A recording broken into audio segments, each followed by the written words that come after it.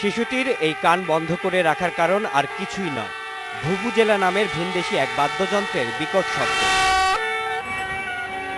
আবার এই বিকট শব্দের কারণেই তরুণ তরুণীদের কাছে ভুভুজেলা এখন বেশ প্রিয়। বাঙালি প্রাণের উৎসব নববর্ষ এর ব্যবহার বাড়ছে দিন দিন। অন্য একটা যন্ত্র যেখানে শব্দ করা যায়, মজা করা যায়, এই জন্য তো আমরা যন্ত্রটা ইউজ করতেছি আর কি। 1000-1200 পিসের মতো বেচছি, দোকানদারি পাই মনে হয় 1000, 2000, 3000-এর মতো হয়েছে।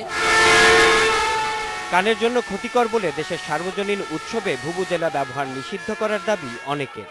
কারোর সাথে কথা বলছি, পাশ দিয়ে যদি কেউ এটা বাজায় বা হঠাৎ করে যদি কোনো বাচ্চার পাশে কানের কাছে এসে বাজানো হয়, তাহলে তো ওর মধ্যে একটা আতঙ্ক হয়।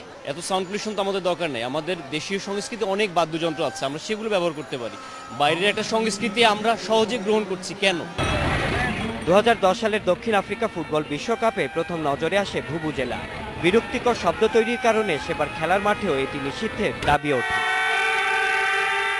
Shaon Hasnat, independent news, Dhaka.